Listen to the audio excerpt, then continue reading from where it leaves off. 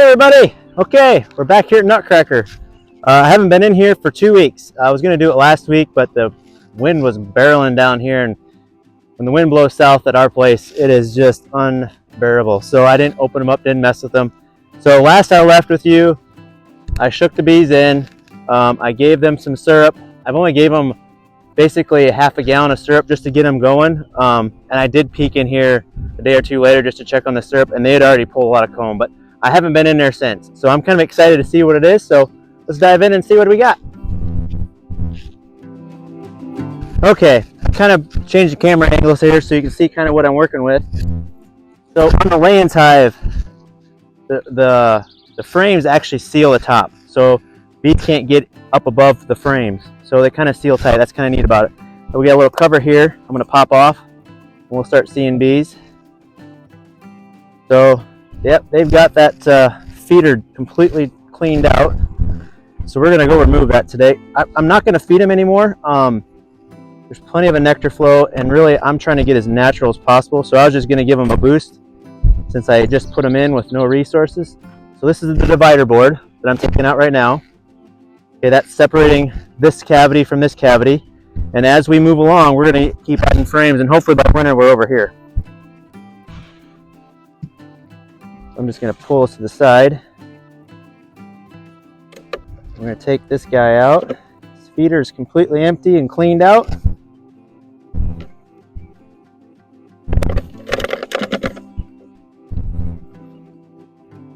Just going to set this over here and let them fly back into the hole. Might just give them just a little poof because, oops.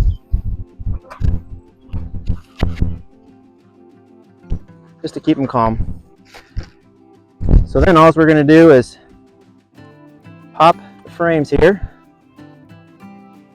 and as you can see, this very end one is starting. They've almost pulled it 100%, and they're bringing in nectar. So this thing is very shiny on the outside frame, and that's kind of what they'll do on a Langstroth, where you're building from top to bottom. The top box is where you put your honey supers, right?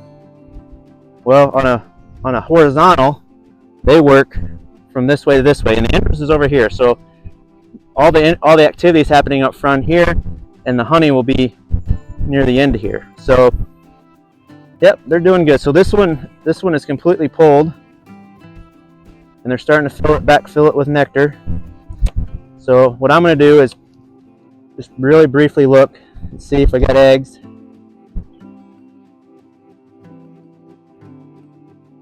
No, but they've got her pulled. They're ready to, and they're filling the top half with the nectar. It's not capped yet, not full honey yet. It's still nectar.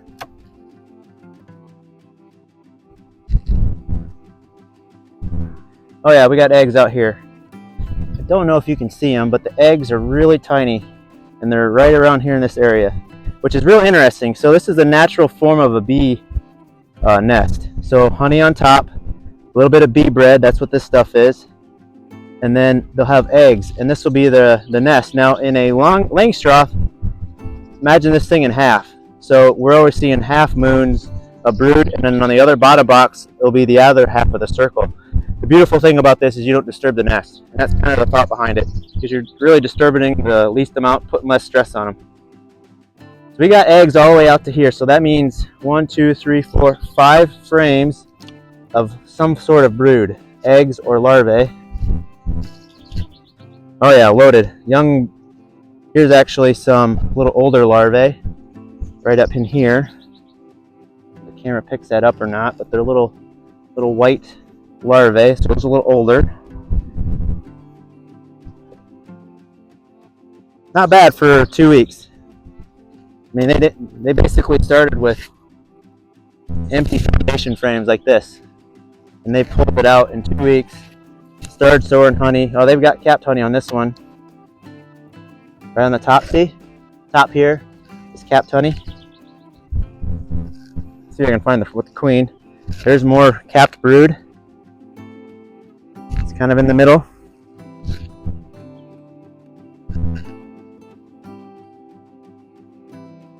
Now the numbers are going to dwindle here before they rebound, because the lifespan of a forage honeybee is only 30 days. So their numbers are going to drop before they get up again. And that's basically because they just, oh, there's the queen right there. See that green dot right there? So she's doing good. We've got brood there, capped brood there. Let's just see what this first one brings us.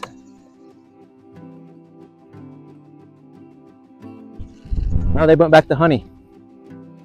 Oh, look at the pollen frame. That outside pollen. All pollen. I think I'm going to leave the pollen frame to the outside. I don't need them to empty that. We're going to give them 2 more frames of brand new foundation and let them pull that. And then I'm going to leave them for another week and a half. Not going to bother them. Again, just low contact, low stress.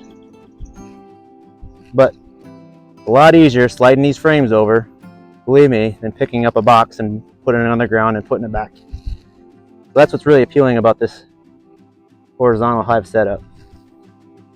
I'm just simply sliding stuff one into the other. So we're going to go ahead and seal that up. Done with it. This here is a piece of insulation we're going to use for the winter. So when wintertime comes, this cavity here that they haven't filled, hopefully it's all full of honey, but if not, this guy here will help insulate this side of the nest, and this side's got 1.5 inch insulation here. So it's 1.5 inch insulation all the way around here. And they won't get too hot because they can regulate the nest temperature by fanning out front of the entrance. So anyway, I'm going to put this back together and move on to my other ones because I think I've got some honey supers full. So I'm going to put some empty boxes on that. But that ends this video. But let me pull this up. That ends this video. So hope you learned something. And we're really having fun here, and it's a beautiful day. We need it to stop raining. The heat's okay, but it just needs to stop raining. We're good. We're out of the drought. But anyway, till next time, be safe. Thanks for watching.